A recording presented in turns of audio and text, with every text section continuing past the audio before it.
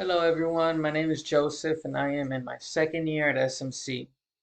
I have a variety of favorite foods, but this one dish and a 10-course meal is in my top two list of foods. I'll gladly pay, I think it was like 150, $160 again to experience this dish alone.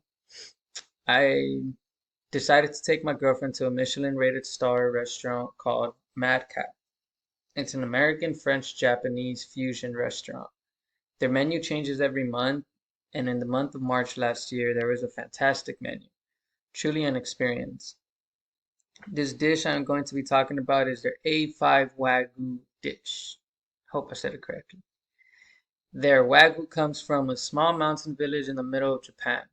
The chef spent many years trying to find the best Wagyu there is in Japan and said that the way this village raises their Japanese cows and preps them for consumption was something that he's never seen before.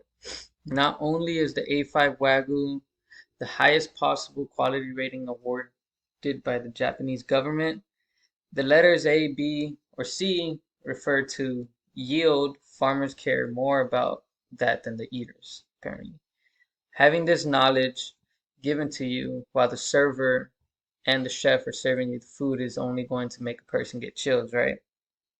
When I took the first bite, not only did my whole body shiver, not only did my taste buds melt, not only did my heart skip a beat, not only did I forget where I was, not only did it feel like euphoria, but most importantly, it made me cry. No food has ever done that. Even if it was only part of a 10-course meal, it was like a small amount. I finished. I killed it. I killed it. I'm less than a minute gone. And you could see here, this is like the picture that it kind of looks like.